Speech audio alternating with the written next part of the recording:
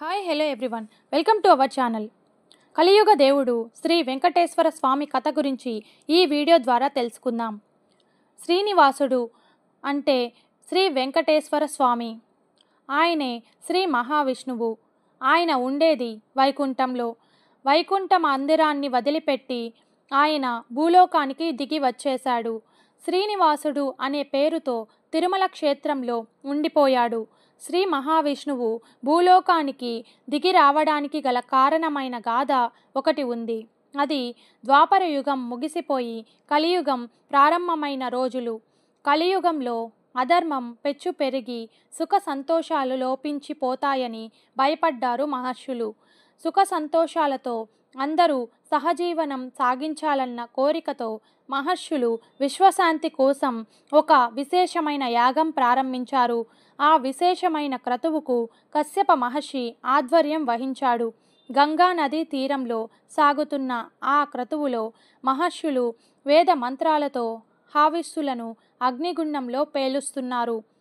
సువాసనలు వెదజల్లుతున్న ఆ హోమధూపం యాగశాల ప్రాంగణం అంతా వ్యాపించి ఆకాశం వైపుగా దూసుకుపోసాగింది. సరిగ్గా అదే సమయానికి లోక సంచారం చేస్తూ అక్కడికి వచ్చాడు నారద మహర్షి. కశ్యపుడు, భృగువు మొదలైన మహర్షులను చూసి నారదుడు పలకరించాడు. ఏ సంకల్పంతో యజ్ఞం చేస్తున్నారు అని ప్రశ్నించాడు నారదుడు. ఇది విశ్వశాంతి కోరి చేస్తున్న విశేషమైన క్రతువు అని అన్నారు మహర్షులు. ఆశయం గొప్పదే, కానీ మీరు యాగంలో అర్పించే హావిస్సులను నైవేద్యంగా స్వీకరించడానికి బ్రహ్మ, విష్ణు, మహేశ్వరులలో ఎవరిని ఆహ్వానించారు అని అడిగాడు నారదుడు. ప్రత్యేకంగా ఎవరినీ ఆహ్వానించలేదు. యాగం పూర్తయ్యేసరికి త్రిమూర్తులలో ఎవరో ఒకరు వస్తారు, యజ్ఞఫలం స్వీకరిస్తారు అని అన్నారు మహర్షులు. మహర్షుల అమాయకత్వం చూసి నవ్వుకున్న నారదుడు, చూసారా, కలియుగ ప్రభావం అప్పుడే మీ మీద పనిచేస్తుంది. భక్తితో ఆహ్వానించకపోతే త్రిమూర్తులలో ఎవ్వరూ రారు. పిలవని పేరంటానికి ఎవరైనా వస్తారా చెప్పండి అని అన్నాడు.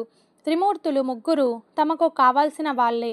వాళ్ళల్లో ఎవరిని ఆహ్వానించాలా అనే ఆలోచనలో పడ్డారు మహర్షులు. యాగఫలం అందుకునే అర్హత అందరికీ ఉండదు. ఆవేశం, కోపతాపాలు లేని శుద్ధ సత్వస్వరూపుడు, దేవతలలో మహా ఉత్తముడు అయిన దేవుడే అందుకు తగినవాడు అని అన్నాడు నారదుడు. బ్రహ్మదేవుడే గొప్పవాడు అని అన్నారు మహర్షులలో కొందరు. ఇంకొందరు శ్రీ మహావిష్ణువే గొప్ప దేవుడు అన్నారు. శివుడే గొప్ప దైవం అని అన్నారు మరికొందరు. ఈ అభిప్రాయ భేదాలు మహర్షులలో వాదులాటకు దారితీశాయి. వాదులాట సిగపట్ల దాకా వెళ్ళింది. నారదుడు మహర్షులను వారించాడు. మీలో మీరు కలహించుకోవడం దేనికి? ఎవరో ఒకరు వెళ్ళి త్రిమూర్తులను పరీక్షించి శుద్ధ సాత్విక దైవం ఎవరో తేల్చుకుంటే సరిపోతుంది కదా అని అన్నాడు.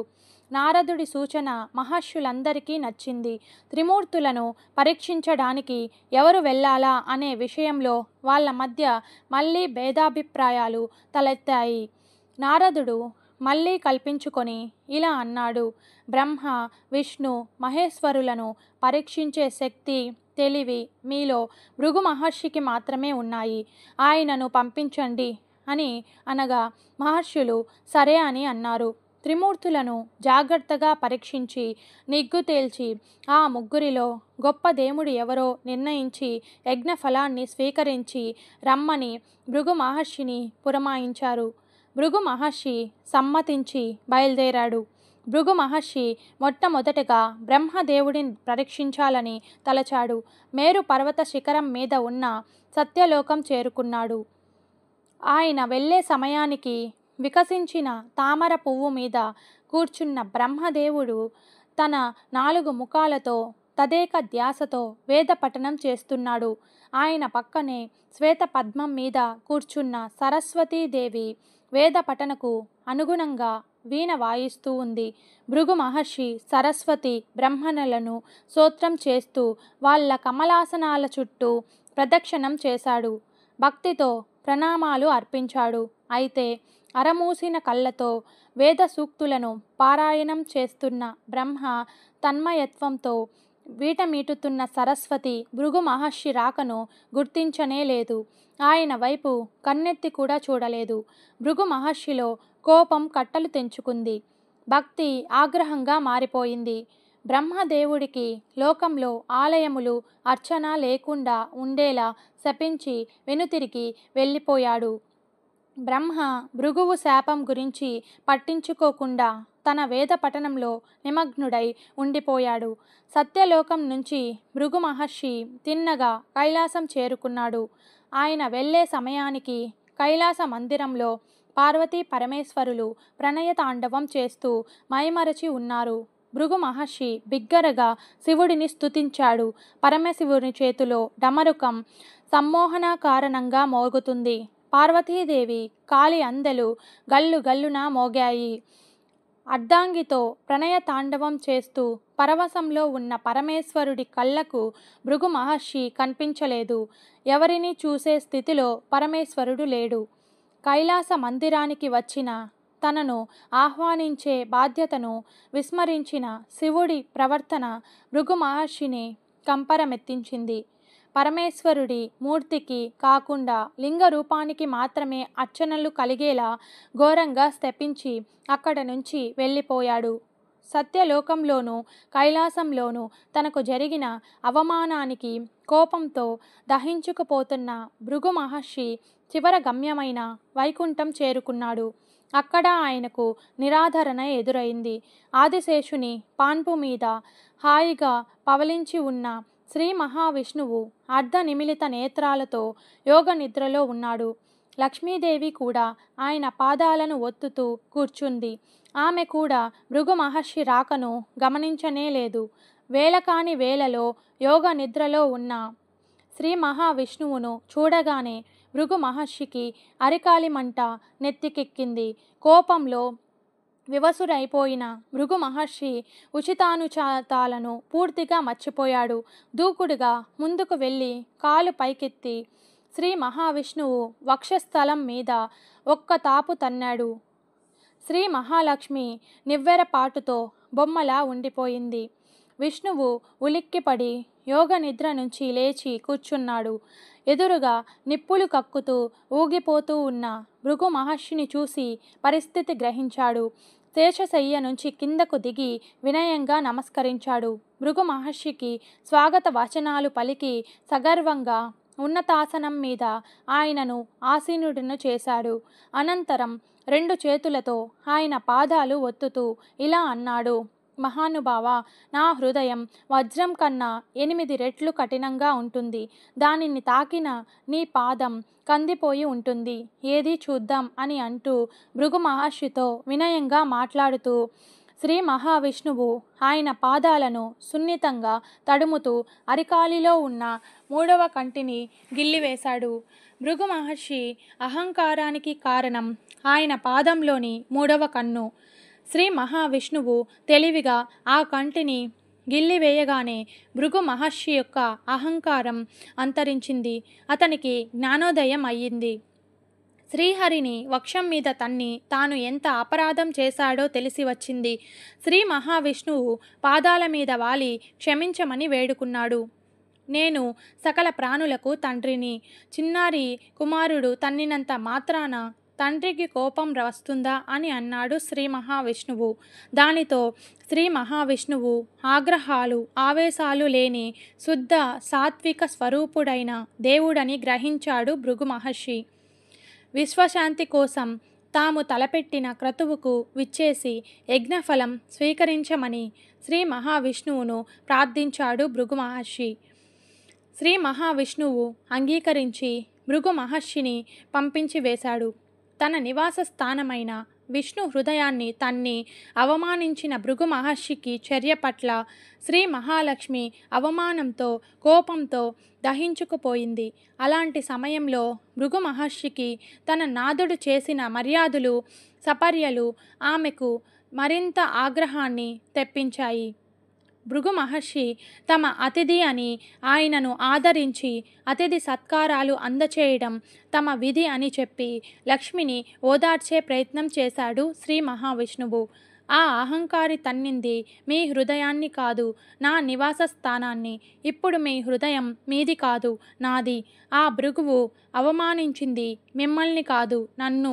నాకు అవమానం జరిగిన వైకుంఠంలో నేను ఒక్క క్షణం కూడా ఉండను అని అంటూ ఆగ్రహించింది లక్ష్మి.